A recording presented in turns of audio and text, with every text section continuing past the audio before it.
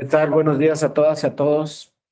Bienvenidos a este diplomado. El día de hoy y el día de mañana vamos a ver ya directamente el tema de justicia abierta, sino la comunicación que tienen las autoridades, tanto parlamentarias como el Ejecutivo Federal, como las autoridades jurisdiccionales con la ciudadanía en general, ¿no? Vamos a ver este tema entonces de autoridades con comunicación abierta. Bienvenidas y bienvenidos. Yo soy Darío Mora Jurado, soy también aquí profesor investigador de la Escuela Judicial Electoral. Cualquiera de ustedes que tuviera alguna duda, alguna pregunta, pues no las dejamos al final, sino simple y sencillamente ponen ahí una manita, abren su micrófono o ponen cualquier comentario en el chat y con todo gusto las escuchamos o los escuchamos. Esta presentación la elaboré también con el apoyo de mis compañeros Alonso Vázquez Moyers y Rafael Caballero Álvarez. Esta presentación está a sus órdenes, ¿no? Terminando la sesión del día de mañana. Con todo gusto me pueden escribir aquí a mi correo electrónico dario.mora@te.gov.mx y mañana terminando la sesión pues con todo gusto yo les hago llegar esta presentación. Para mí, pues su participación es importante. Si tuvieran alguna duda o algún comentario sobre este tema de lo que en algunos lugares les llaman parlamento abierto, en otras partes justicia abierta, pues es un tema que vamos a revisar, ¿no? Cómo se han abierto la comunicación de todas las autoridades hacia la ciudadanía en general, sobre todo las autoridades jurisdiccionales, que era una participación que poco sabíamos muchas veces de las autoridades electorales, cómo resolvían los asuntos, pues actualmente hemos avanzado muchísimo. Ya ven que el Tribunal Electoral, en aquel Tribunal Electoral Federal que nace en 1990, ese Tribunal Federal Electoral fue un pionero en la justicia abierta porque desde que nace el Tribunal Federal en la reforma electoral de 1990, ya se decía ahí directamente en la Constitución que las sesiones del Tribunal Electoral serían públicas.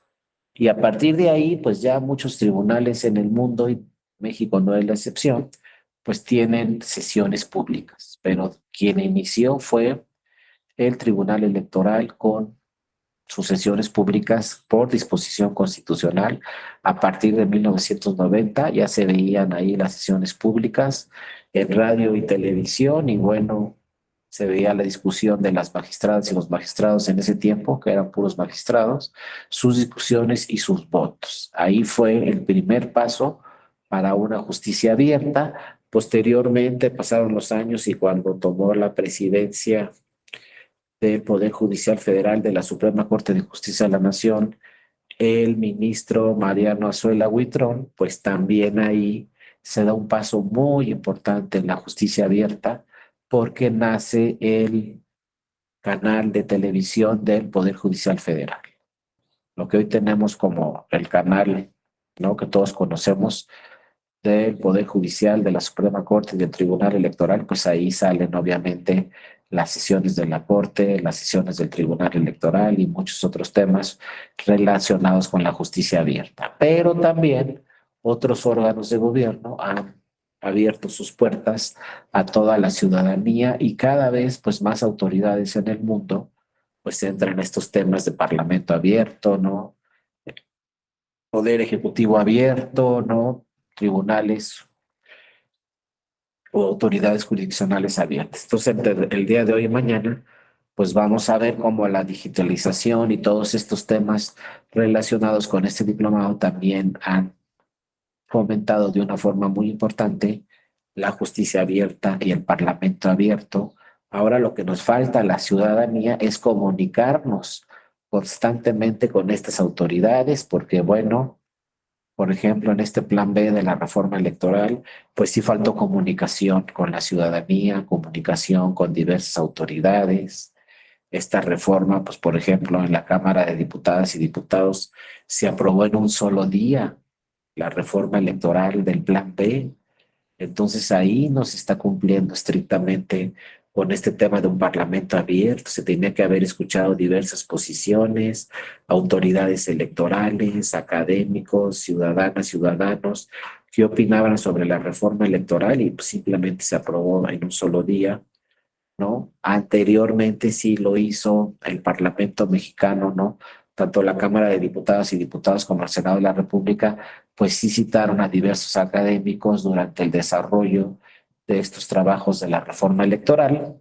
El problema que tuvimos fue, ¿no? Que pues el día que se aprobó la reforma electoral en la Cámara de Diputados y Diputadas, pues fue prácticamente en un solo día, ¿no? Entonces, bueno, por eso les digo, es muy importante este tema de la comunicación abierta con las diversas autoridades, ¿no? Que tenemos en el país, ¿no? Primero hay que irnos perdón, al marco constitucional, que es muy importante, ¿no? El marco constitucional nos dice pues que en un Estado democrático, en un Estado constitucional, democrático, de derecho, en cualquier parte del mundo, deben cumplirse con tres principios fundamentales, ¿no? Y tres derechos fundamentales. Debe haber un derecho a la información que tiene esta relación directa, el derecho a la información también con la libertad de expresión. Acuérdense que las democracias más importantes en el mundo, las democracias más consolidadas en el mundo, pues son las que abren completamente la libertad de expresión y el derecho a la información. Entre más restricciones tenga un Estado sobre la libertad de expresión y el derecho a la información, pues menos democrático va a ser.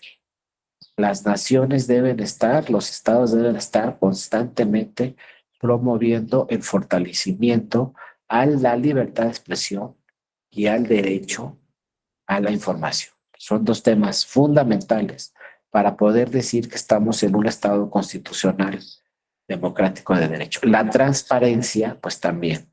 La transparencia va directamente relacionada con la libertad de expresión, el derecho a la información y todas las autoridades de nuestro país, pues deben de tener ahí un sistema de transparencia donde cualquiera de nosotros, ciudadanas o ciudadanos, podamos consultar cualquier tema sobre esa autoridad. El Poder Judicial Federal pues ha trabajado muchísimo en temas de transparencia, perdón, cualquier ciudadana, cualquier ciudadano puede consultar las diversas actividades que realiza el Poder Judicial, empezando no por la Suprema Corte de Justicia de la Nación y por la Sala Superior del Tribunal Electoral. Ahí se ven todas sus actividades en redes sociales, radio, televisión, etcétera. ¿No? Aquí nosotros que estamos en la Escuela Judicial Electoral, pues también tenemos toda una plataforma directa, redes sociales para informarle a la ciudadanía todas las actividades que realiza la Escuela Judicial Electoral. Pero algo que llamó mucho la atención hace ya varios años fue que también el Tribunal Electoral fue de los primeros tribunales donde se podía consultar directamente las sentencias que emite el Tribunal Electoral.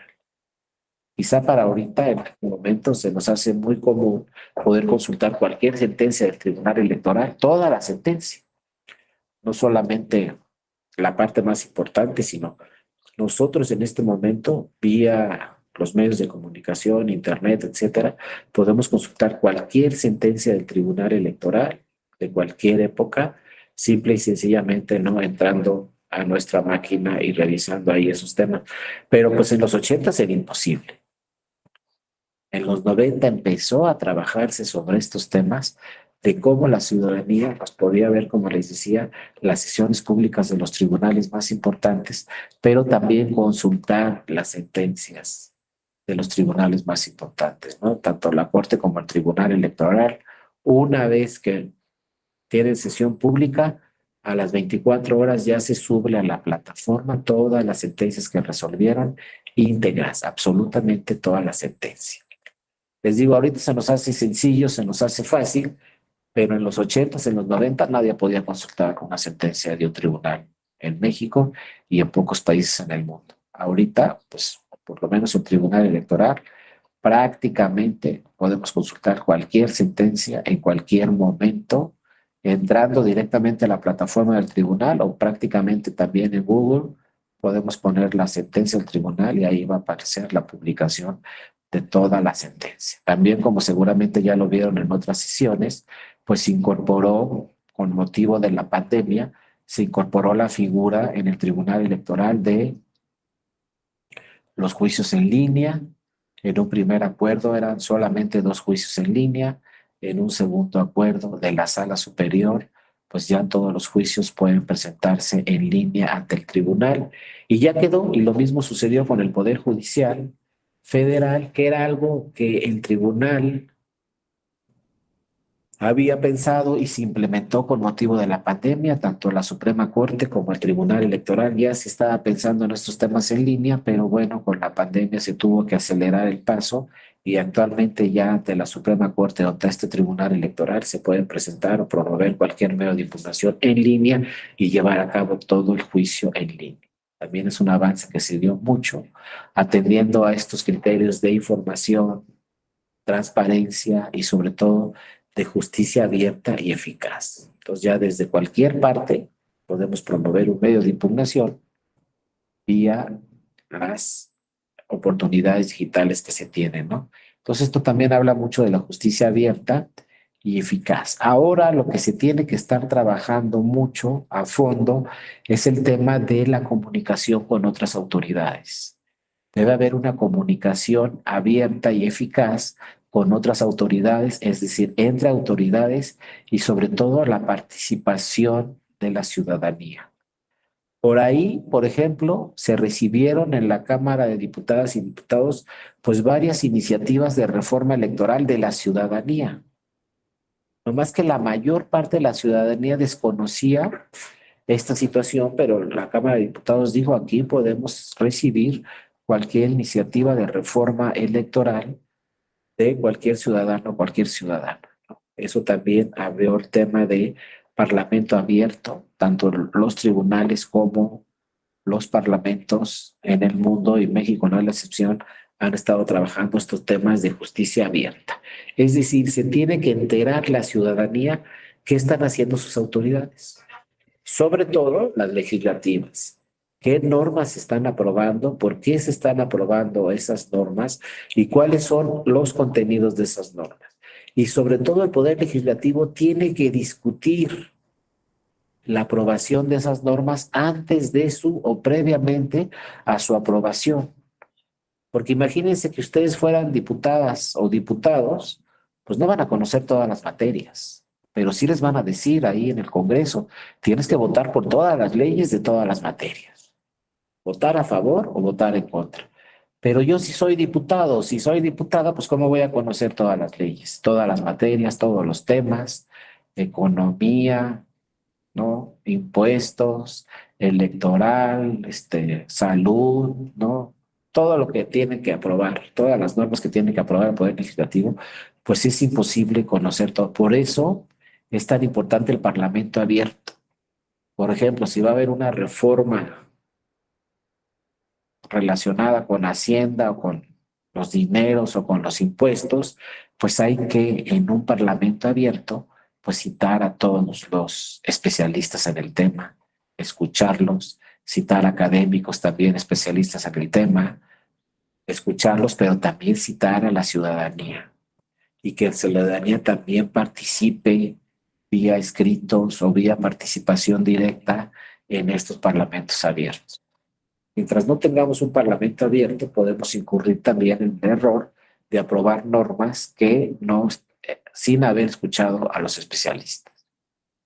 Desde mi punto de vista, no se puede aprobar una norma por parte de un poder legislativo si no se ha escuchado a los especialistas y a las autoridades que implementan, ¿no?, la aplicación de esa norma.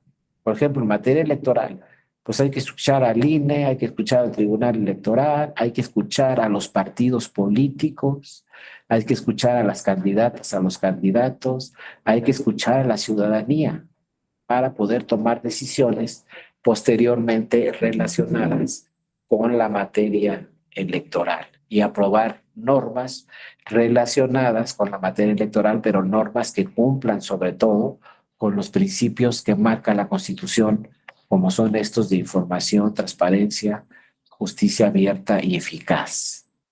Si no tenemos un parlamento abierto, si no escuchamos a todas las partes, podemos incurrir en el error. ¿Y en qué error vamos a incurrir?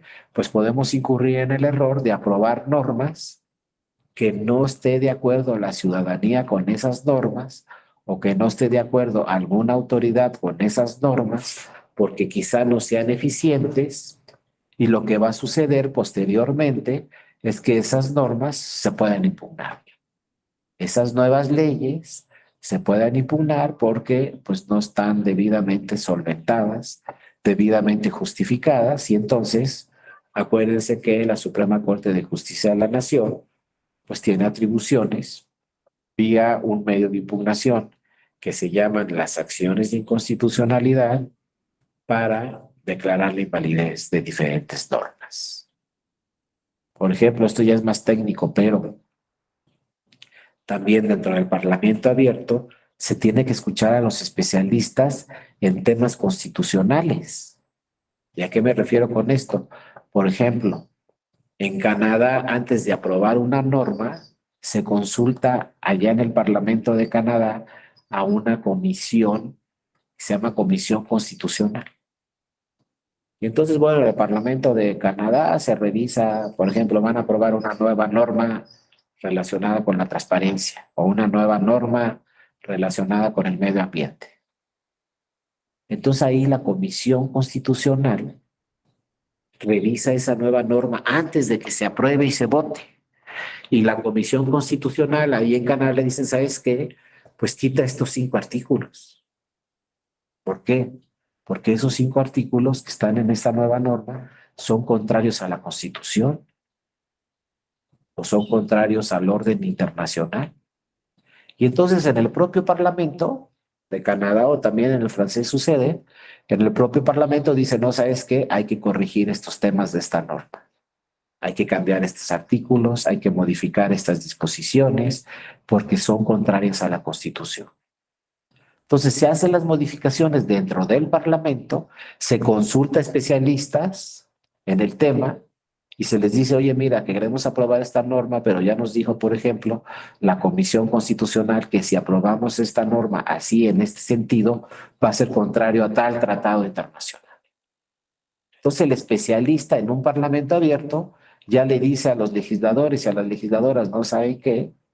Aquí se tiene que hacer esta interpretación o se tiene que hacer esta modificación o se tiene que transformar de esta forma la ley o este artículo.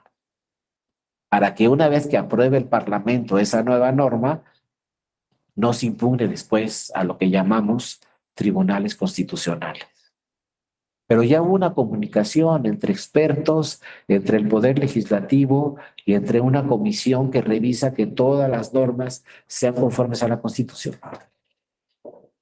En México deberíamos tener ese sistema, porque mientras no tengamos ese sistema de parlamento abierto en México y se consulte a las autoridades y a los especialistas en estos temas, sobre todo constitucionales, ¿qué va a suceder? Pues lo que ha sucedido constantemente, sobre todo en la materia electoral, que se aprueba una nueva norma electoral, pero no es conforme a la Constitución, no es conforme a los tratados internacionales, no se consultó a los especialistas y entonces posteriormente se impugna esa norma. Por ejemplo, en Coahuila. En Coahuila va a haber elecciones este año. En Coahuila, el Poder Legislativo de Coahuila, pues aprobó una nueva reforma electoral, modificó sus leyes electorales. Pero al no consultarlo con especialistas, con expertos, con académicos, con autoridades, al aprobar esa nueva reforma electoral sin ser consultada en un parlamento abierto, pues una vez que se aprobó y se publicó esa reforma electoral en Coahuila, se impugnó ante la Suprema Corte. Ahora, ojo, cuando una norma se impugna ante la Suprema Corte, no podemos ir las ciudadanas y los ciudadanos en México. En otros países sí, pero en México no, y es un tema sumamente cuestionado. Porque, por ejemplo, yo quiero ser candidato a diputado en Coahuila y de repente veo que quieren aprobar una norma, pero están agregando ahí una disposición contraria a la Constitución. Por ejemplo, en Coahuila reforman la ley electoral y le ponen, si quieres ser candidato a diputado necesitas 20 años de residencia. Eso pues suena fuera de la Constitución y fuera de los tratados internacionales. Es un parámetro que no es conforme a la Constitución y no es conforme a los tratados. Pero la pregunta es, ¿quién le dijo al Poder Legislativo de Coahuila que esa norma es inconstitucional, que no la aprueben así? Pues yo no sé, ¿no? A lo mejor le podían haber dicho, a lo mejor no le podían haber dicho, pero el poder, es un ejemplo, ¿eh? No se dio el caso en la realidad, pero es un ejemplo. A lo mejor el Poder Legislativo de Coahuila tenía que haber consultado a los especialistas. ¿Y quiénes son los especialistas? Pues simple y sencillamente, por ejemplo, si yo soy diputado en Coahuila, le digo, oigan, ¿saben qué? Inviten un ministro o una ministra de la Corte aquí al Poder Legislativo de Coahuila, aquí al Congreso, y que nos explique si esta norma va a ser conforme a la Constitución o no. O inviten al Tribunal Electoral, o inviten al INE, etcétera, o inviten a un especialista, ¿no? Un litigante, un abogado reconocido que nos explique si le ponemos 20 años a la ley, ¿qué pasa para ser diputado? Y cualquier especialista le va a decir al Poder Legislativo de Coahuila, oye, si le pones 20 años, eso va a ser inconstitucional. Entonces va a ir un partido, le va a impugnar ante la Corte y la Corte va a decir esa norma es inconstitucional, 20 años de residencia, no es conforme a la Constitución, no es conforme a los tratados internacionales. ¿Y qué va a decir la Corte? Se declara la invalidez de esa norma. Al decir la Corte se declara la invalidez de esa norma ya la van a expulsar del sistema, ya no va a estar vigente. Y entonces todo lo que se trabajó en el Poder Legislativo, se votó, se publicó, luego un partido fue a la Corte y luego lo revisaron en la Corte los 11 ministras y ministros y tomaron la decisión de que la norma era inconstitucional o inconvencional. Inconvencional cuando es tratada, es contraria a un tratado internacional.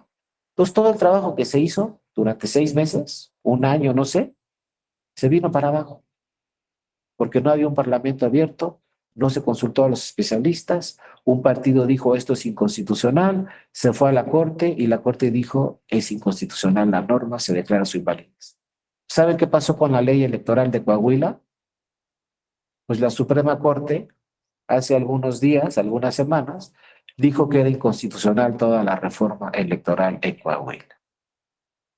Y entonces en Coahuila, que van a tener elecciones este año, van a tener elecciones con la legislación anterior, porque la reforma electoral no pasó.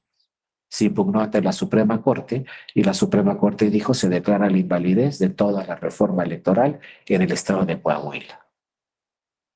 ¿Y qué creen? Lo mismo sucedió hace algunos años en Oaxaca, que se declaró la invalidez de toda la reforma electoral en Oaxaca, y lo mismo sucedió también hace algunos años en Colima, donde también en Colima se declaró la invalidez de toda la reforma electoral. ¿Y saben qué es un tema? Simple y sencillamente de comunicación. Si hay comunicación entre el Poder Legislativo con el Poder Judicial, pues entonces el Poder Judicial le va a decir al Poder Legislativo, oye, revisa que tus normas cumplan con estos determinados principios, porque si no, pues van a ser inconstitucionales. Y si no, todo el trabajo que hiciste como Poder Legislativo se va a ir abajo porque un tribunal constitucional, como es la Suprema Corte, va a decir que la norma es inconstitucional o va a decir que la norma es inconvencional. Inconvencional quiere decir contraria a la Constitución o contraria e inconvencional a los tratados internacionales. Entonces, si hay comunicación, a lo mejor se le ocurre, por ejemplo, a Poder Legislativo de Coahuila o de otro estado o al federal, se les ocurre y dice, no, ¿sabes qué? Pues hay que crear una comisión constitucional, como en Francia. ¿Y qué va a hacer esa comisión constitucional? Pues revisar que todas las normas antes de votarlas sean conformes a la Constitución. Y ya que esa comisión constitucional revise esas normas y ya que nos diga si esto va conforme a la Constitución, ya la votamos y la aprobamos. Pero ya sabemos que es una norma nueva, vigente y conforme a la Constitución. O nueva, vigente y conforme a los tratados internacionales. Si no va para atrás, van a ver qué va a pasar con el plan B de la reforma electoral. Va a llegar a la Corte. ¿Qué va a decir la Corte? No sé, pero como es una reforma legal contraria a la Constitución, no se revisaron esos temas. ¿Qué tiene que hacer el Poder Legislativo? Pues a ver, antes de aprobar esta ley, pues revisen si es conforme a la Constitución, porque si no, no las van a echar para abajo. Entonces, de ahí la importancia de la comunicación, no solamente abrirlo a la ciudadanía, sino comunicación entre todas las autoridades. Es importantísimo. Los legisladores son los primeros que tienen que revisar este tema porque son los que aprueban la norma. Y no es la electoral, son todas las materias. Imagínense, simplemente vayan a un congreso estatal o vayan al Congreso de la Unión y van a ver que todos los días tienen que aprobar normas de todas las materias. Pues, ¿qué diputado puede conocer todas las materias? ¿Saben cuál? Ninguno. Tiene que tener especialistas, tiene que tener una comunicación con los especialistas para que haya una información, que haya una transparencia y que haya una justicia abierta, como lo dice la Constitución. Si no, estamos trabajando 2 o 3 veces. Y luego revisar los temas. Por ejemplo, a la Corte no podemos ir las ciudadanas o los ciudadanos. ¿Por qué? Habrá que revisar también esos temas. Oye, que acaban de aprobar una norma del medio ambiente, pero a mí como ciudadano esa nueva norma del medio ambiente me está afectando. Ah, pues voy a ir a la Corte a impugnarla y decirle que es inconstitucional. Ah, yo como ciudadano no puedo ir a la Suprema Corte. Solo pueden ir otras autoridades, ¿no? La mayoría de los senadores, la mayoría de diputadas y diputados, o si es una norma local en un estado, pueden ir la mayoría de los legisladores de ese estado, o puede ir la Comisión Nacional de Derechos Humanos o la Comisión Estatal de Derechos Humanos, es decir, otras autoridades. Pero las ciudadanas no podemos ir a la Suprema Corte. Eso también hay que revisarlo. Pero también necesitamos este tema de justicia abierta y de comunicación. Mientras no haya una comunicación entre el ejecutivo, el legislativo y el judicial, vamos a estar trabajando de más. Y la Corte va a estar diciendo, estas leyes son inconstitucionales. La Corte va a estar diciendo, estas leyes son inconvencionales. O si no lo dice la Corte, después en una segunda etapa, los tribunales pueden ir en casos concretos, pueden decirle a los tribunales a un ciudadano, pues sabes qué, no te aplica esta norma porque es inconstitucional. En amparos o en materia electoral hay diversos medios de impugnación donde una persona puede ir al tribunal electoral y decirle, oye, esta norma es inconstitucional, tribunal. Y si tiene razón esa persona, el tribunal declara la invalidez de esa norma y no le aplica a esa persona. Nomás les pongo un caso rápido, ¿no? Para que vean lo importante de la comunicación entre el legislativo, el ejecutivo y el judicial. Fíjense, hace algunos años, creo que por ahí del 2015, en Baja California Sur, aprobaron una norma electoral para ese proceso del 2015. Y esa norma electoral decía en ese tiempo, si quieres ser candidato independiente, necesitas 4% de firmas. Si quieres ser candidato independiente para la gobernatura, necesitas 4% de las firmas de los que estén en la lista nominal en el estado. Ah, muy bien, ¿no? Entonces llegó una persona al Instituto Electoral de Baja California Sur y se registró y dijo, quiero ser candidato independiente. Entonces ya le dijeron ahí en el instituto, pues la ley dice que tienes que recabar 4% de firmas en tanto tiempo. Entonces esta persona que quería ser candidato a gobernador armó un grupo de trabajo y les dijo, pues recaben firmas a mi favor, necesitamos un 4%.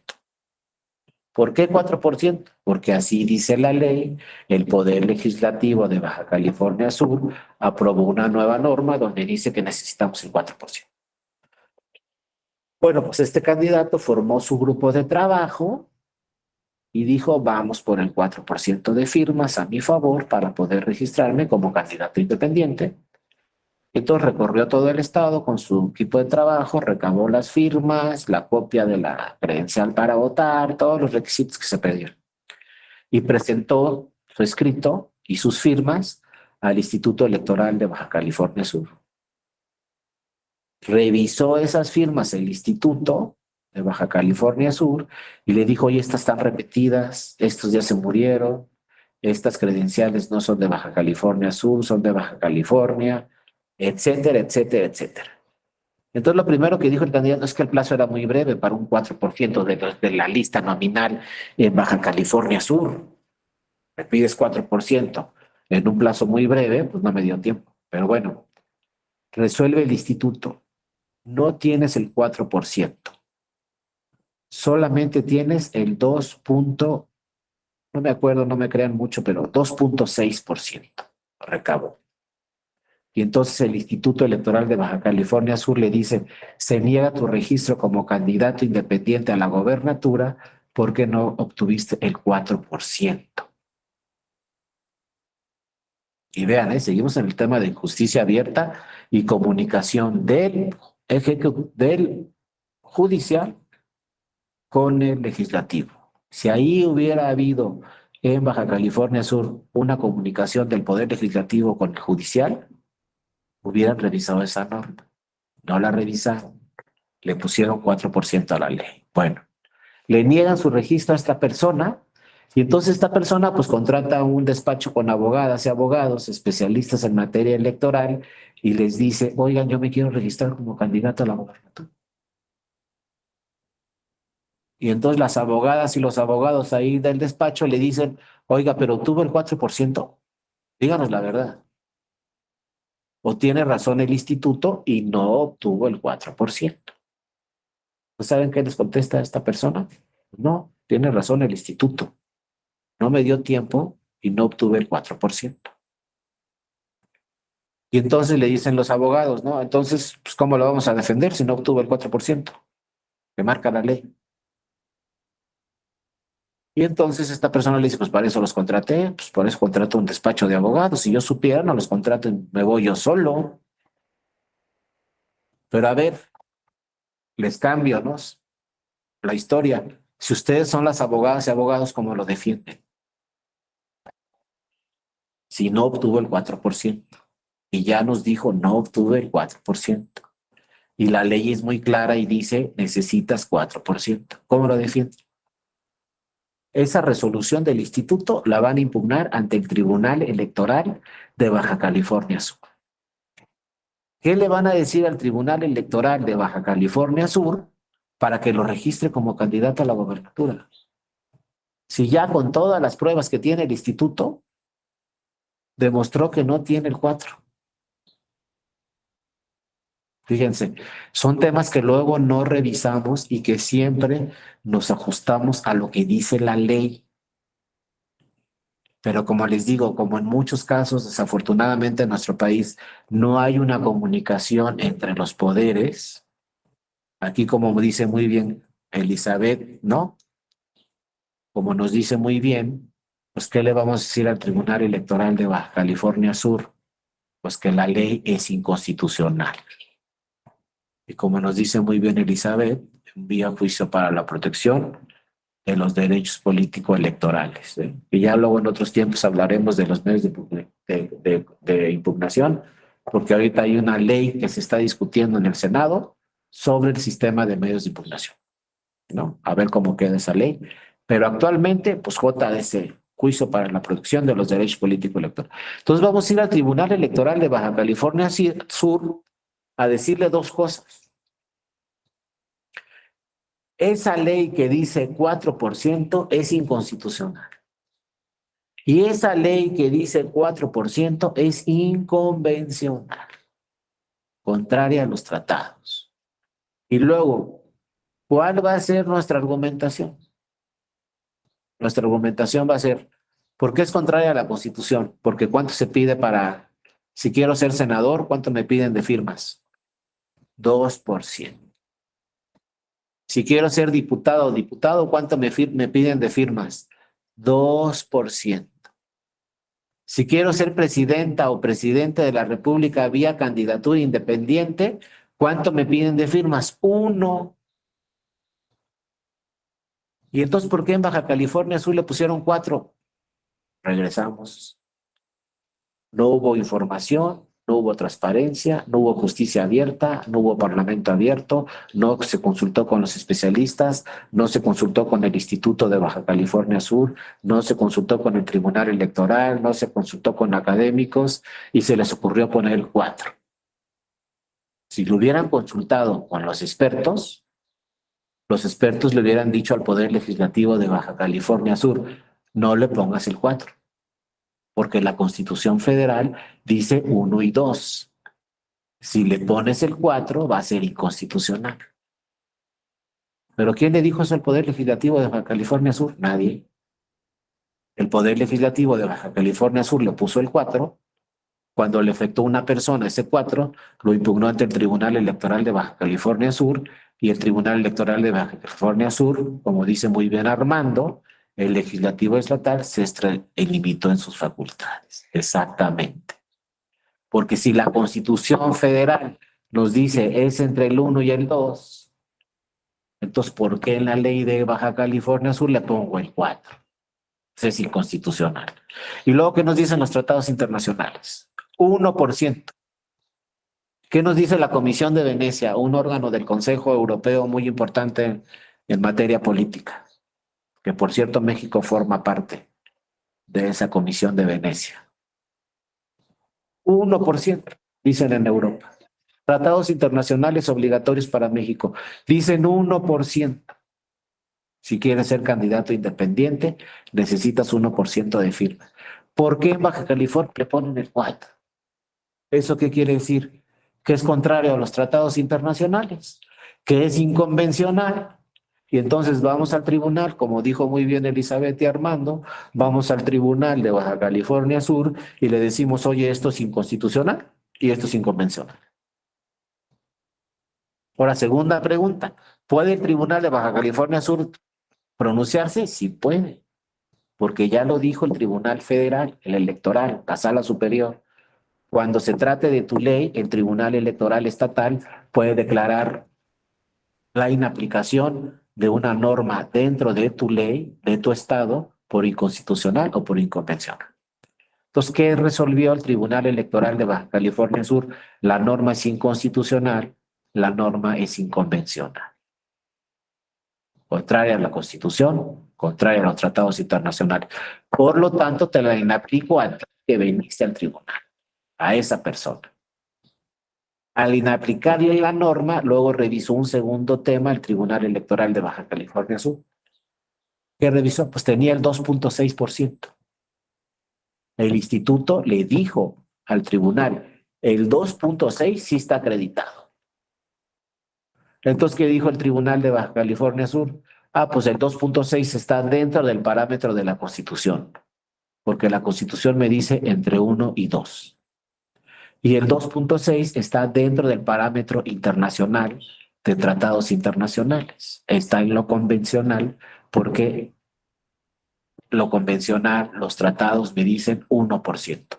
Entonces, como esta persona recabó el 2.6, resuelve el Tribunal Electoral de Baja California Sur y le dice al instituto, te ordeno que registres a esta persona como candidato independiente porque obtuvo el 2%, el 2.6% de firmas. Está en el parámetro constitucional y está en el parámetro convencional, por lo tanto te ordeno que lo registres como candidato independiente. Pero vean todo lo que pasó, un poder legislativo que trabajó no sé cuántos días o meses para una reforma electoral.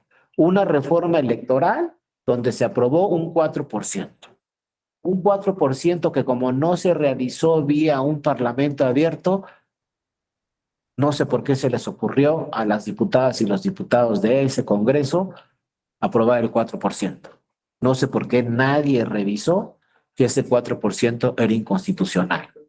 No tenemos comisión constitucional tampoco que revise si la norma estaba en el parámetro convencional o constitucional. O a lo mejor estoy equivocado y sí lo revisaron. Y sí vieron que era inconstitucional, pero de todos modos aprobaron así la norma. ¿Cuál fue la consecuencia final? Pues que la norma fue inconstitucional, inconvencional, que no se aplicó para esa persona. Ahora, si esa norma se hubiera impugnado no ante el Tribunal Electoral, antes, si hubiera impugnado ante la Corte en su caso hubiera declarado la invalidez de esa norma. El tribunal solo puede decirle a esa persona, a ti no te aplica esa norma, pero si se va a la Corte tiene atribuciones para decir, esta norma es inconstitucional y por lo tanto se declara la invalidez, es decir, la Corte expulsa ese artículo de la ley. Entonces, cuando vamos a la Corte o después vamos al tribunal y la norma es inconstitucional, la norma no va a aplicar o se va a declarar su invalidez total. Pues, ¿por qué no revisarla antes? ¿Por qué no tener un parlamento abierto? ¿Por qué no consultar con los especialistas que nos digan, oye, no apruebes esa norma? ¿Sabes qué, diputada? ¿Sabes qué, diputado? No apruebes esa norma porque si la impugnan se va a caer. Entonces todo el trabajo que hiciste no va a servir de nada. Pero hay quienes dicen, no, es que no puede haber un tribunal que tire una norma legal. Yo todavía he escuchado a algún legislador que dice, no, el tribunal no puede hacer eso. Pues hay que leer la Constitución y ya. Simplemente leemos la Constitución y vamos a ver que la Corte o el Tribunal Electoral sí pueden hacer eso. Entonces, si pueden hacer eso y declarar la invalidez de una norma o la inaplicabilidad de una norma, ¿para qué la aprobamos si ya sabemos cuál va a ser el resultado? Y no les estoy hablando al aire, estamos hablando del plan B, que está ahorita revisándolo el Senado de la República. Si se aprueba ese plan B, pues se advierte que hay muchas normas contrarias a la Constitución. Ahora, si nadie las impugna ante la Corte, pues no va a pasar nada y va a quedar vigente la norma. Pero si alguien va a la Corte y impugna esa norma del plan B por inconstitucional, ¿qué va a decir la Corte? Pues no soy mago, ¿no? Pero la Corte va a revisar si todas las normas del plan B son constitucionales o no. Como está revisando ya, acuérdense que el plan B son 6 normas, ya se aprobaron 2 y quedan 4 pendientes que seguramente en estos días se van a aprobar. Pero si todas llegan a la Corte, pues ahí está la Corte. Y no va a poder ninguna legisladora o ningún legislador decirnos, oye, la Corte no puede hacer eso. Pues hay que leer la Constitución y la Constitución dice, la Corte puede declarar la invalidez de una norma cuando se estime inconstitucional o inconvencional. Y si no lo hace la Corte, después pueden ir al tribunal cuando empiece el proceso electoral y una persona le puede decir al tribunal, oye, inaplícame esta norma por inconstitucional. Oye, inaplícame esta norma por inconvencional. Entonces, o pasamos primero a la Corte o si no, en segunda instancia, nos vamos al tribunal.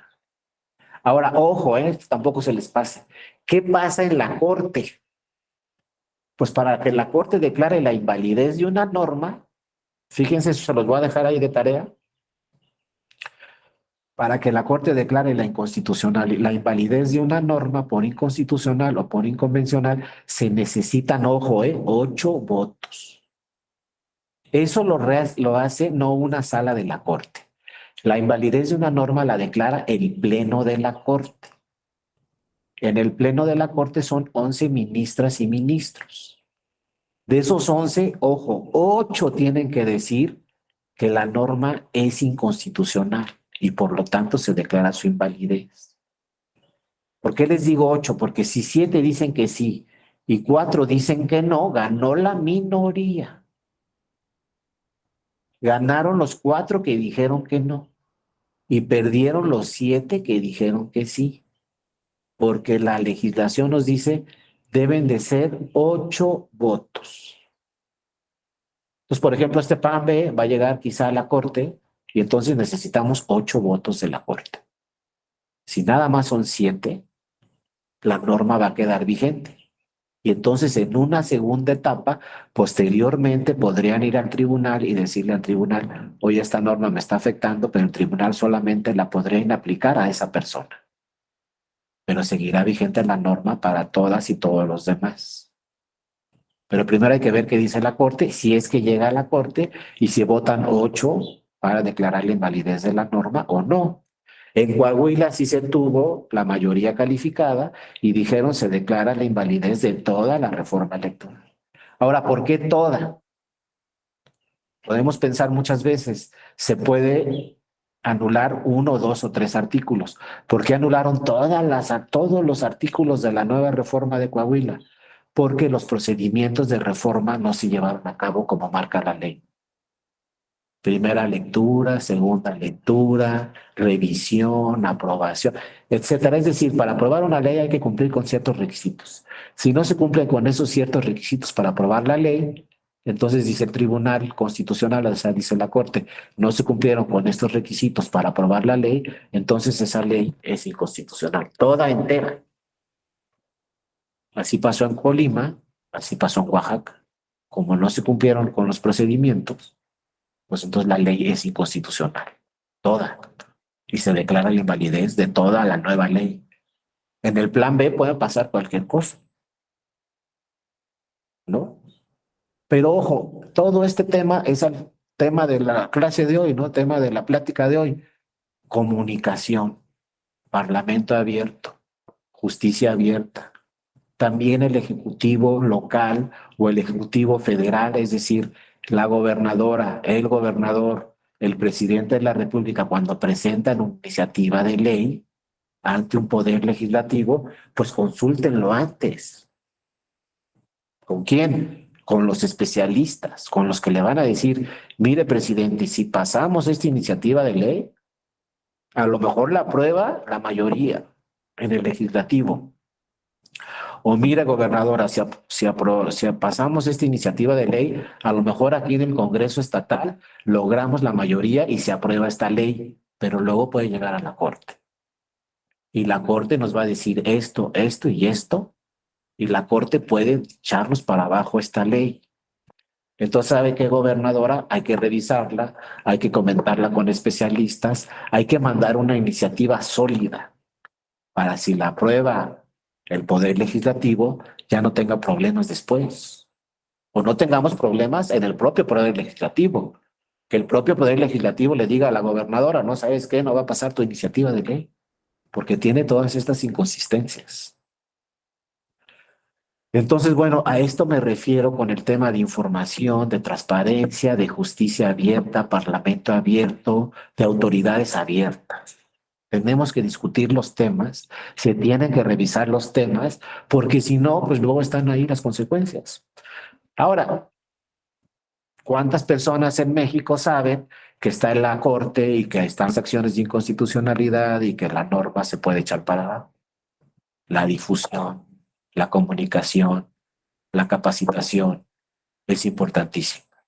Pero esto, sobre todo, el Poder Legislativo lo tiene que tener muy claro, lo de Parlamento abierto, porque es el que va a aprobar la norma. La ciudadanía no aprueba la norma, pero el Poder Legislativo sí va a aprobar la norma.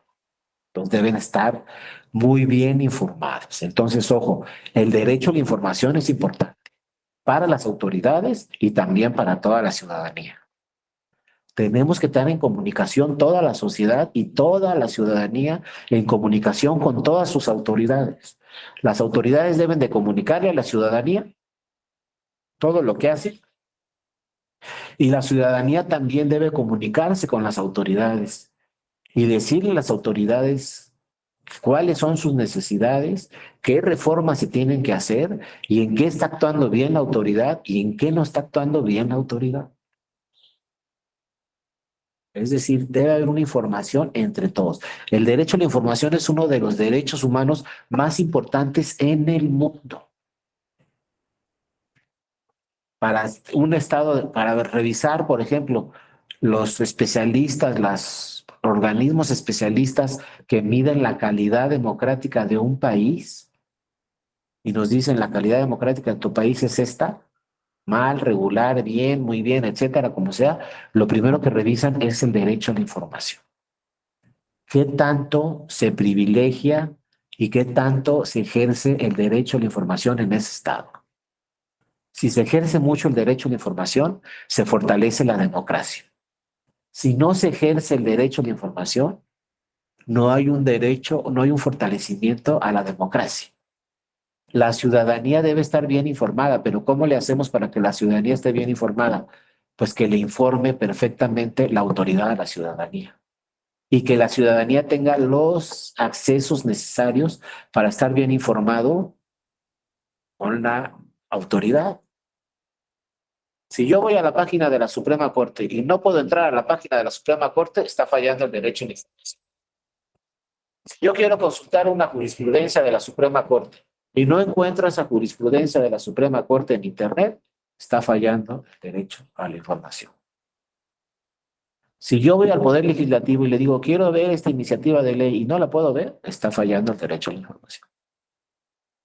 Si yo digo, oye, va a haber una reforma electoral, aquí van mis comentarios y no me los reciben, está fallando el derecho a la información. Si el Congreso estatal o el Congreso de la Unión no revisa lo que está señalándole la ciudadanía, está fallando el derecho, uno de los más importantes en cualquier estado que se diga democrático.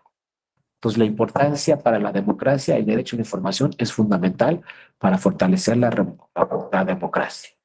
Debe ser un reconocimiento que esté en la ley, en la Constitución y en los tratados internacionales. Y así lo está en México. No más que nos falta ejercitar ese derecho a la información. La Constitución habla del derecho a la información. Los tratados internacionales hablan del derecho a la información. La legislación secundaria habla del derecho a la información. No más que hay que ejercitarlo tanto como autoridad como como ciudadanía. También como ciudadanía tenemos que consultar muchas cosas. Por ejemplo, en materia política, hay que consultar quién es el diputado quién es el diputado en mi estado, a nivel local. ¿Cuántos sabemos quién es mi diputado o mi diputado a nivel local? ¿Cuántos sabemos quién es mi diputado o mi diputado a nivel federal? O sea, en mi distrito federal, ¿quién es mi diputado o diputada? En mi distrito local, ¿quién es mi diputado o mi diputada?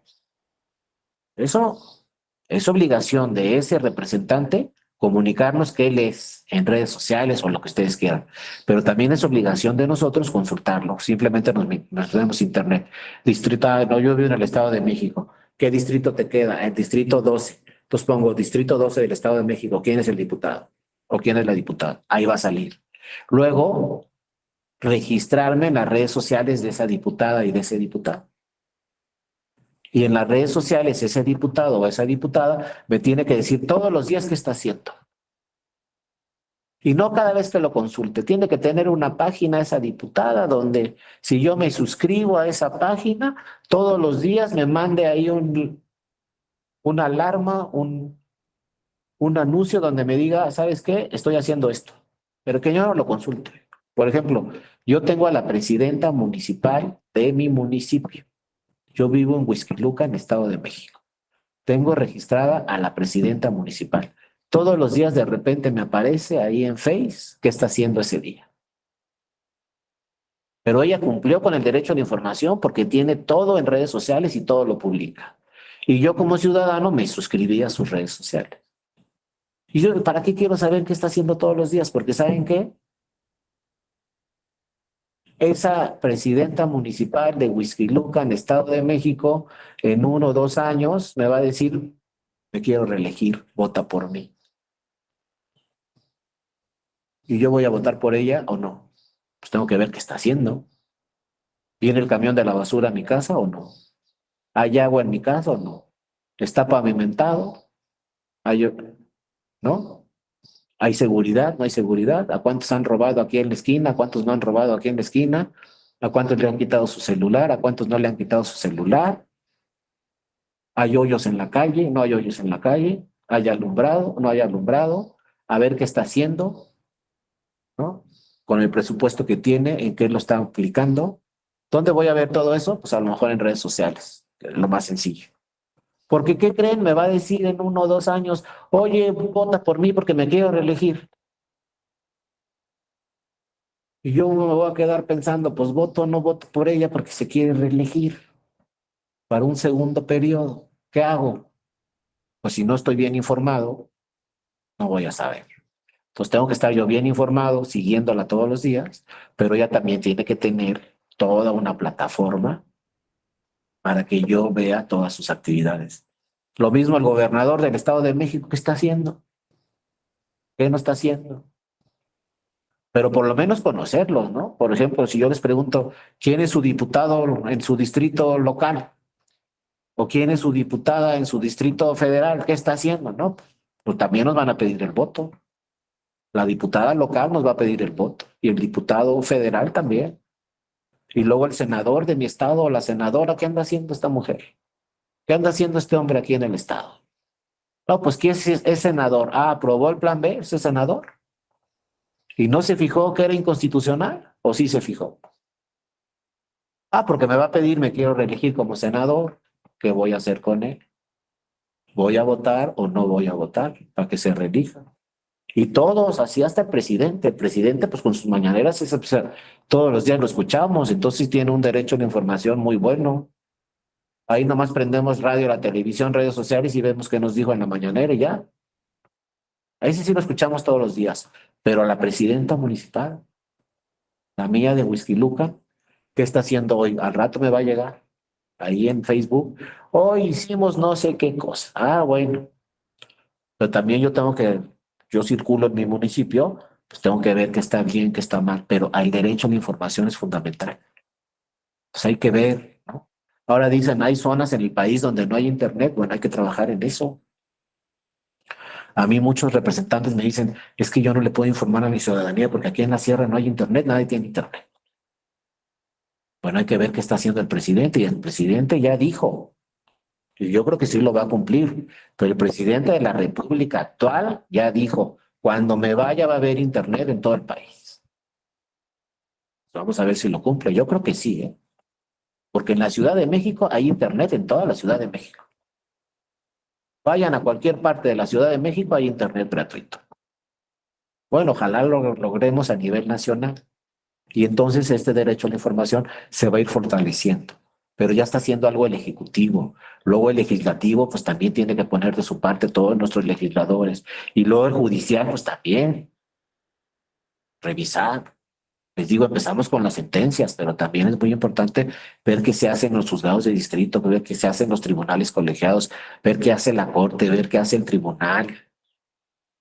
Luego, por ejemplo, qué hace la Escuela Federal del Poder Judicial, qué hace esta Escuela Judicial Electoral y si podemos tener acceso a su información, a su oferta académica, todo eso es el derecho a la información.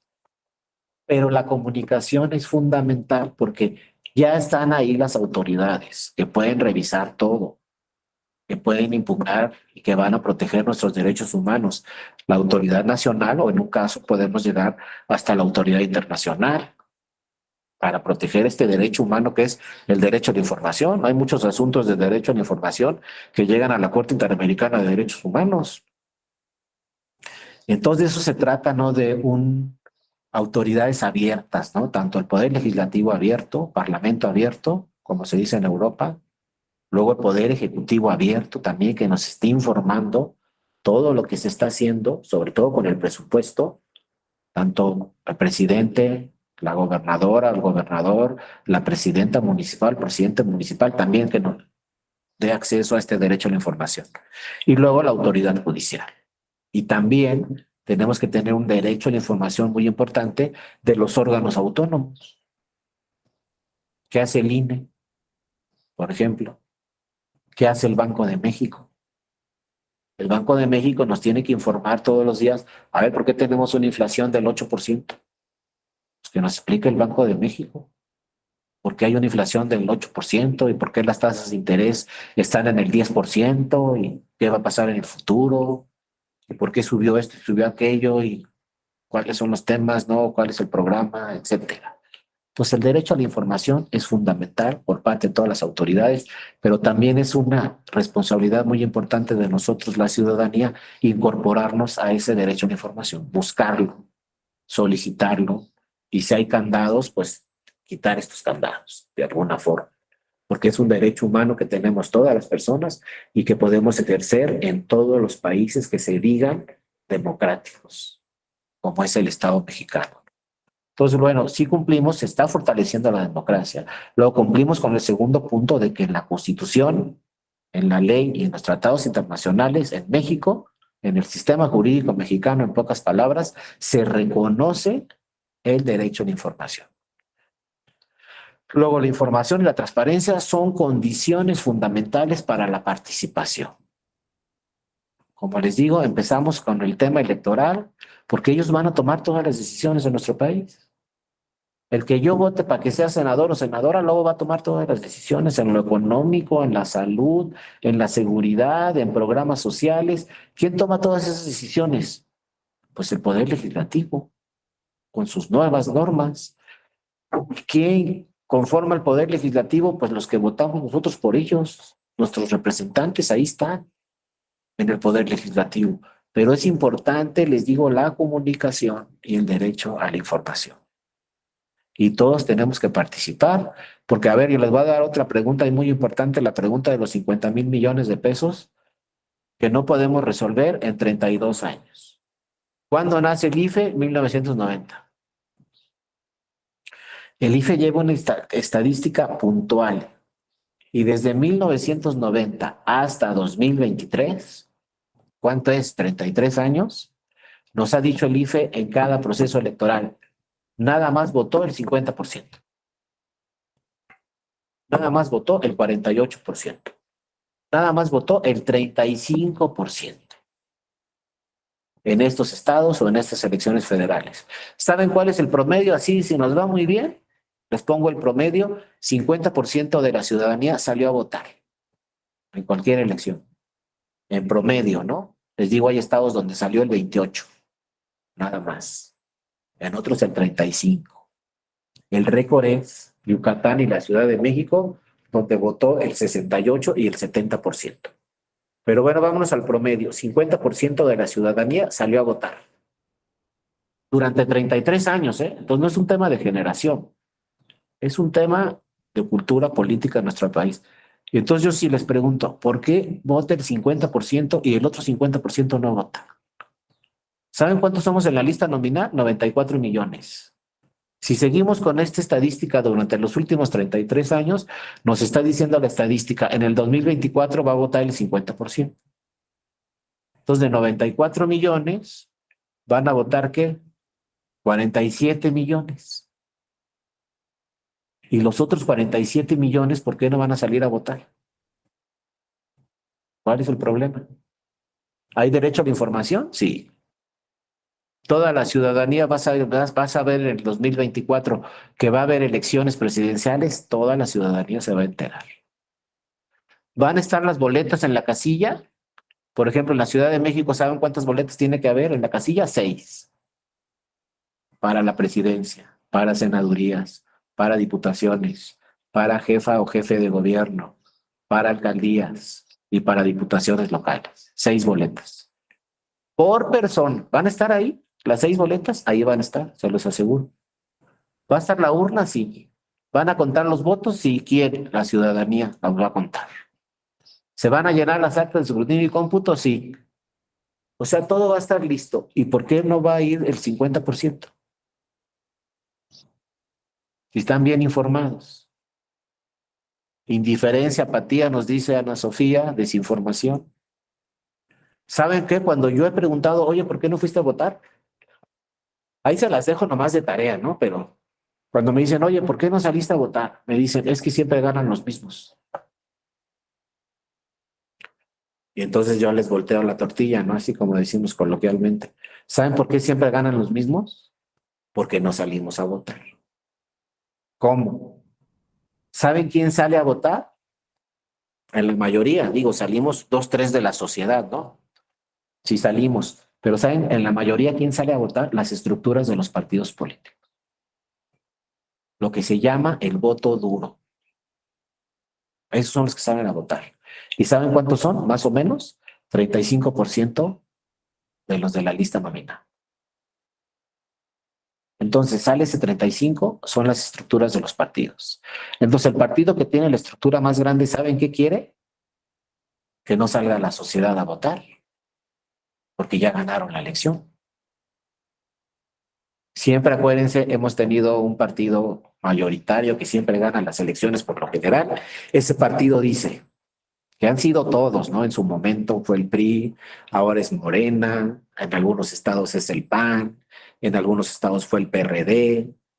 como en Michoacán, por ejemplo, el PRD ganó muchas elecciones, etcétera. Pero tienen su estructura, tienen su voto duro. Entonces, ¿saben qué quieren los partidos políticos? Que no salga la sociedad a votar. Entonces ya tienen ganada la elección. Entonces, ¿por qué siempre ganan los mismos? Porque no sale la sociedad a votar.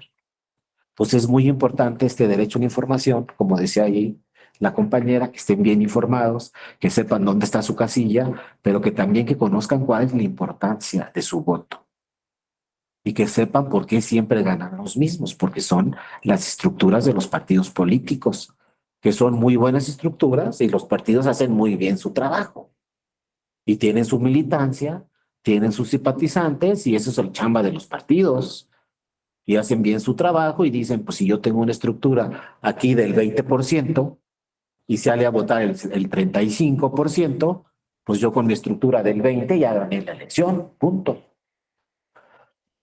El problema es que la elección la tiene que decidir la ciudadanía.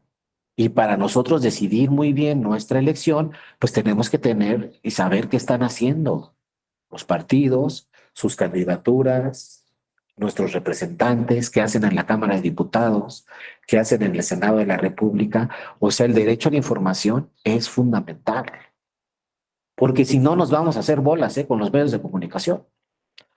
Porque un medio de comunicación, por ejemplo, puede decir, ay, los partidos políticos gastan muchísimo dinero. O pueden decir, cuestan muchísimo dinero los partidos políticos, les dan muchísimo financiamiento público. ¿Saben cuánto cuestan todas las autoridades electorales más el financiamiento de los partidos políticos? Cuestan medio punto porcentual del presupuesto anual que tiene el país.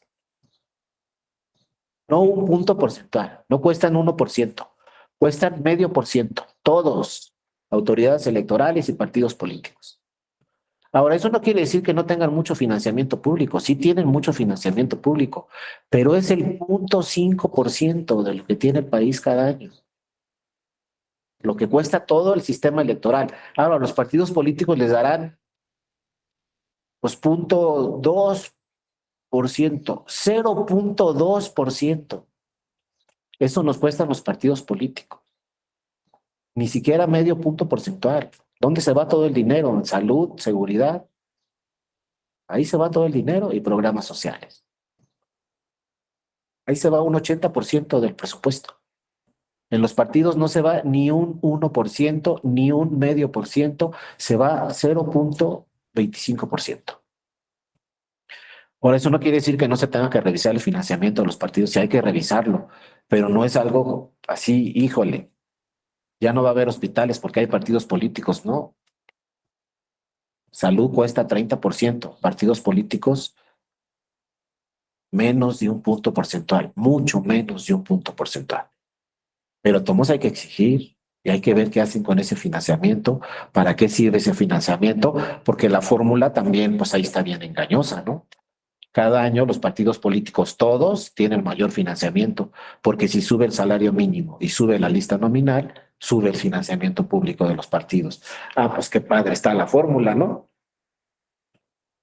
Pues así está y solamente se necesita una reforma constitucional para cambiar esa fórmula, pero si no se cambia, pues cada vez van a tener mayor financiamiento público los partidos. ¿Y cuál es el que tiene mayor financiamiento de todos? El que tenga mayor votación de todos. O sea, simplemente les pongo un ejemplo. Pues Morena para el 24, si sigue la norma como está, pues no ven Morena para el 24, si le dan 100 pesos, al PRI y al PAN le van a dar 60. Al Verde y a Movimiento Ciudadano le van a dar 30, al PRD le van a dar como 15, así está la distribución. O sea, Morena va a tener 4 veces más o 5 veces más que el PRD. Pero ese diseño, esa fórmula no la hizo Morena, ya estaba en la ley. Cuando llegó Morena ya estaba ese diseño, que si tienes más votos tienes mayor financiamiento.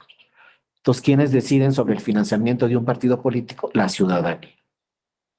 El partido que tenga más votos tiene mayor financiamiento. El partido que tenga menos votos tiene menor financiamiento. Y si un partido no alcanza el 3% de los votos, pues registro. ¿Quién decide todo eso? La ciudadanía, pero debemos estar bien informados. Fíjense, otro ejemplo de información, del derecho a la información. Cuando nos dan nuestra boleta de diputaciones federales, que nos las van a dar en el 24, ¿saben por cuánto estamos votando ahí? No estamos votando por el diputado federal de nuestro distrito. Estamos votando, si le va bien a mi partido, por el que vote, estamos votando por 11 diputados y diputadas. ¿Cómo que 11? Sí. El que está enfrente de la boleta, que es del de tu distrito, pues estás votando por ese. Pero estás votando por los DRP que están atrás, que pueden ser 5, 10, 15. También estás votando por los de atrás. ¿Y cuando pensamos en los de atrás? Y entonces siempre pensamos en uno que es el de enfrente, y resulta que atrás hay como 5 o 10 que van a llegar y que también estamos votando por ellos. ¿Cuántas veces le damos vuelta a la boleta y vemos los DRP que están en las listas de atrás? Y esos también van a entrar, y van a entrar 3, 5, 7, 10. Lo mismo en diputaciones locales, hay una lista atrás. En senadurías hay una lista atrás. Y también estamos votando por los DRP. Entonces, fíjense, votamos por diputado de mayoría relativa, por los DRP, que son varios. También votamos para que ese partido tenga mayor financiamiento público. Y también votamos para que ese partido tenga más tiempos en radio y televisión. Por todo eso votamos cuando marcamos un emblema en una boleta.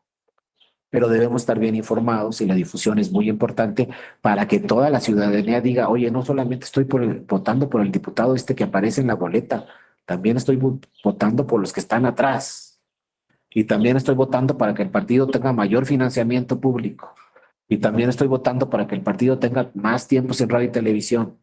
Y también estoy votando para que el partido no pierda su registro. Estoy tomando 5 decisiones en una boleta. Pero la difusión es fundamental. La ciudadanía debe de conocer esa forma, ¿no? Entonces el derecho a la información pues también corresponde a todas las autoridades. Luego muchas veces me ha dicho la ciudadanía, oye, marqué los 3 de la coalición. ¿Está bien o está mal? Está perfectamente mal. ¿Quién le dijo a esa ciudadana o a ese ciudadano que marque los 3 de la coalición? Ya se equivocó.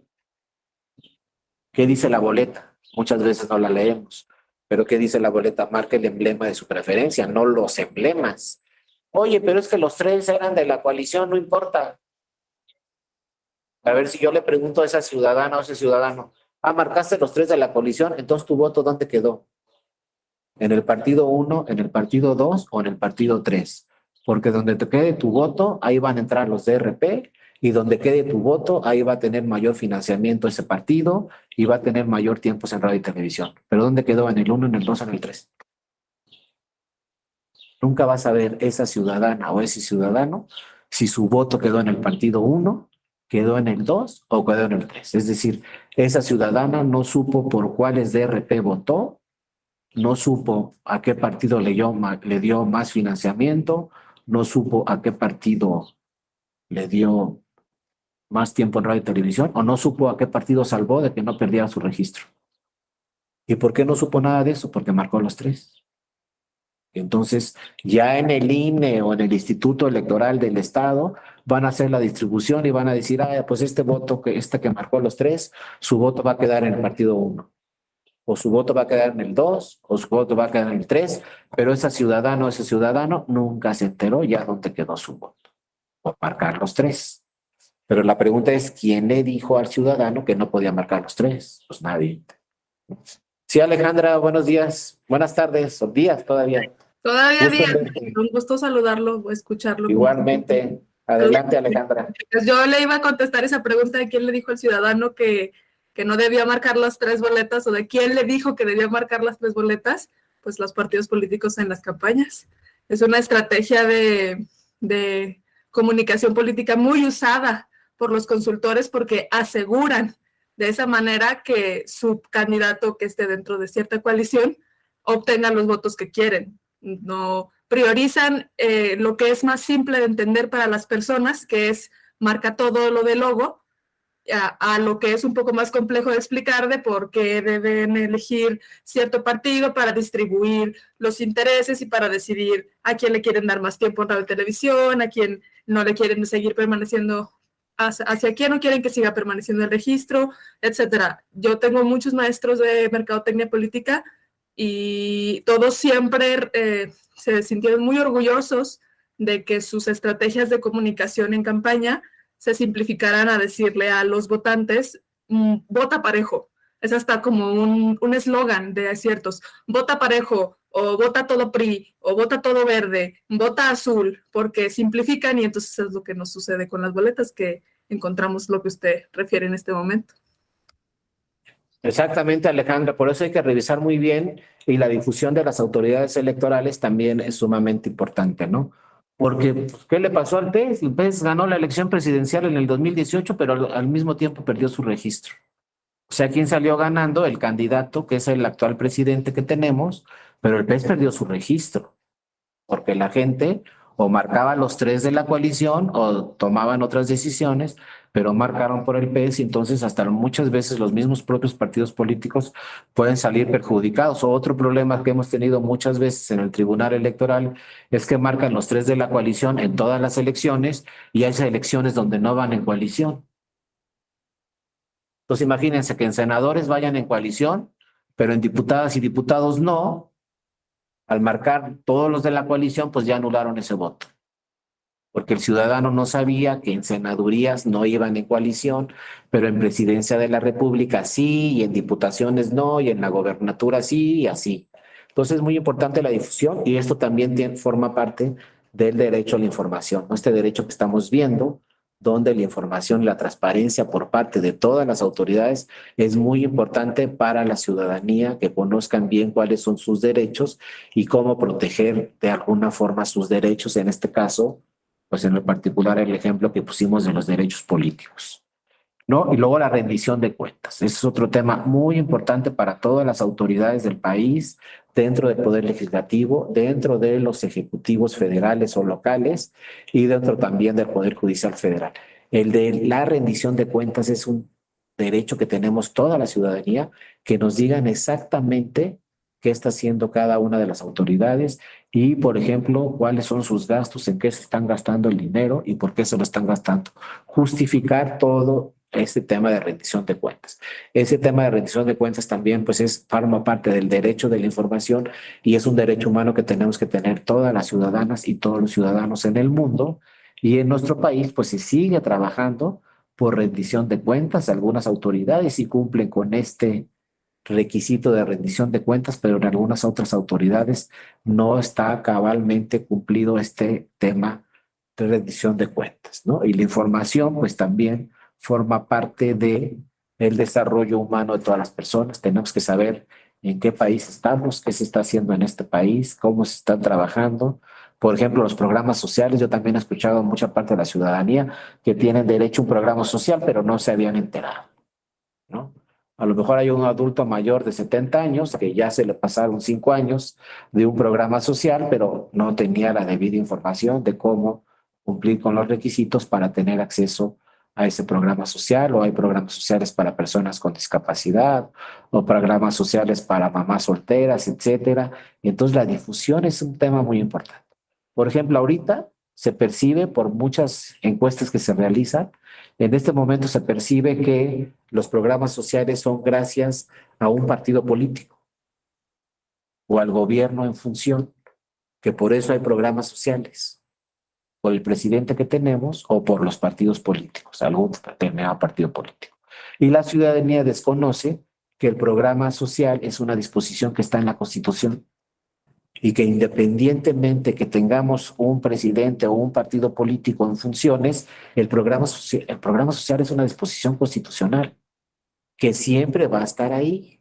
Entonces, al estar ahí, el programa social como una disposición constitucional, gane quien gane una elección, va a seguir ese programa social y todas las personas en México tendrán derecho a ese programa social porque es una disposición que está en la Constitución y nadie puede cambiar. Entonces, independientemente de quién gane en el 2024, van a seguir todos los programas sociales, ¿no? Entonces, eso también lo debe de conocer muy bien con este derecho a la información toda la ciudadanía. Que pase lo que pase, es una disposición constitucional el programa social. Claro, en este sexenio se llevó a cabo la disposición constitucional. Antes solamente estaba en la ley, pero es muy importante que la ciudadanía conozca que ya los programas sociales están reconocidos directamente en la Constitución y como hemos estado viendo, pues lo que está reconocido en la Constitución es muy difícil de cambiar. Necesitamos una reforma constitucional que no es tan fácil y bueno, ahí van a estar los programas sociales que tendrán acceso todas las personas en nuestro país porque es una disposición constitucional, les digo, independientemente de quién esté en el ejercicio de sus funciones. Entonces, bueno, esto es el Parlamento abierto, ¿no? No es solamente que en el Parlamento se discutan los temas, sino que se citen, como les decía inicialmente, se citen a los especialistas, se escuchen a todas las partes de la sociedad. Como les decía, si vamos a tener una reforma electoral, hay que escuchar a las autoridades, hay que escuchar a los especialistas, hay que escuchar a la ciudadanía, hay que escuchar a los partidos políticos, hay que escuchar a los electores y las electoras, hay que escuchar a todos para tomar buenas decisiones sobre una reforma electoral, porque si no pasa lo que ya hemos estado platicando, se puede decir posteriormente que esa reforma electoral, como sucedió en Coahuila, es inconstitucional y va para atrás todo lo que se hizo. Entonces es fundamental un parlamento abierto en todas las materias, ¿no? La tarea de los legisladores y las legisladoras es muy fuerte porque tienen que ser expertos en todas las materias, tienen que conocer de todas las materias, financiera, de petróleos, de agrar, todos los temas tienen que conocer.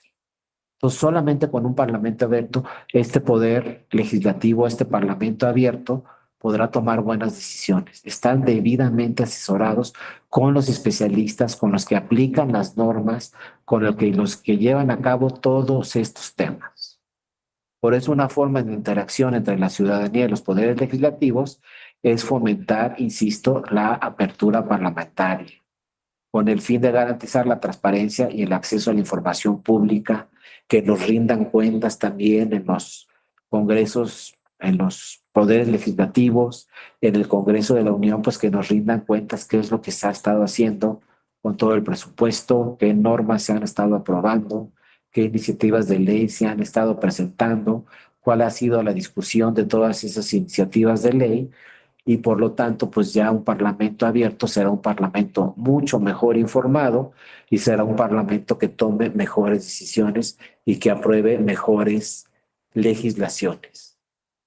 Y si se trata de una reforma constitucional, pues con mayor razón tenemos que tener un parlamento abierto para tomar las mejores decisiones a una reforma constitucional. Como por ejemplo, para mí fue una muy buena decisión que sí se discutió, pues esta de incorporar los programas sociales a nivel constitucional, para que ya no sea un tema de partidos políticos o un tema de una gobernadora o un gobernador, sino sea un tema que está en una disposición constitucional y quien sea el gobernante, quien sea el ejecutivo federal, el local o el municipal, ese ejecutivo tiene que tomar y tiene que aplicar la Constitución aplicando programas sociales, independientemente de quién sea.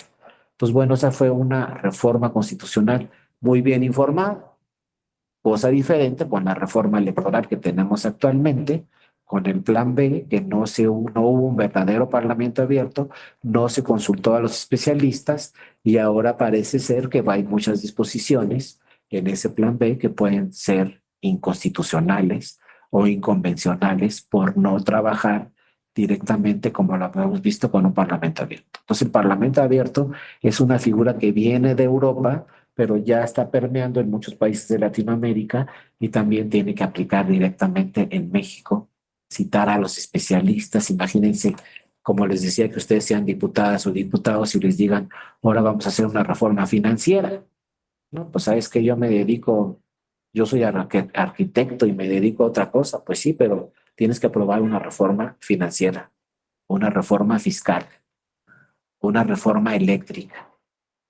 Pues yo no sé nada de eso, ¿no? Pues ya sé, pero eres legislador y tu voto va a contar y vas a tener que aprobar o no esa reforma constitucional. Entonces tenemos que tener todos los elementos y para tener todos los elementos es necesario un parlamento abierto y que el parlamento abierto sí dé ese Congreso local o a ese Congreso de la Unión a todos los especialistas y a los que van a aplicar después directamente esa norma. A los que va a afectar directamente esa norma, se tiene que consultar a toda la ciudadanía. Así pasa en muchos países del mundo, les digo. En México no tenemos todavía esa cultura de revisar una norma antes de aprobarla. Finalmente se aprueba la norma, muchas veces en fast track, lo que se dice, de una forma rápida, sin haberla estudiado a fondo, y luego vienen las consecuencias, como ya hemos estado analizando, que después se impugna esa norma y puede declararse esa norma inconvencional o inconstitucional, ¿no? Entonces los legisladores deben tener muy presente esta figura del Parlamento abierto para que vayan fuertes sus normas, consolidadas, discutidas, analizadas y no posteriormente un tribunal puede echar para abajo todo lo que se trabajó durante un periodo de sesiones o 2 periodos de sesiones o 3. Simplemente vean esta reforma electoral, se trabajó desde hace 2 años, no se consiguió la constitucional, ahora parece que se va a conseguir la reforma electoral, pero lo que se trabajó en 2 años puede caer por parte de la Suprema Corte puede decir, pues saben qué va para abajo toda esta reforma electoral porque es contraria a la Constitución, o estos artículos, o estas disposiciones, etcétera. Entonces sí es muy importante el Parlamento abierto en todas las materias y si un día van a ser diputadas o diputados, pues fíjense muy bien que antes de aprobar una ley estén debidamente informados sobre qué dice la ley y en qué van a beneficiar a toda la sociedad mexicana, en qué nos va a favorecer, en qué no nos va a favorecer esa nueva ley, abriendo el Parlamento a los especialistas, pero también a la ciudadanía en general. Todos debemos de participar en un Parlamento abierto. Les digo, en esta reforma electoral, yo me acuerdo que el año pasado sí hubo ahí una propaganda de la Cámara de Diputados y Diputados donde decía cualquier ciudadano puede venir aquí a la Cámara de Diputadas y Diputados y presentar su iniciativa de ley relacionada con la reforma electoral y la vamos a revisar. Ya en la realidad no sé si hubo ciudadanas y ciudadanos comunes que presentaron iniciativas de reforma electoral y si ya las revisó o no las revisó en su momento la Cámara de Diputados y Diputados. Lo que sí me acuerdo es que vi perfectamente esa propaganda o esa consulta donde se decía cualquier ciudadana o cualquier ciudadano acuda aquí a la Cámara de Diputados y Diputados y dé su opinión sobre la reforma electoral o sobre una iniciativa de ley completa.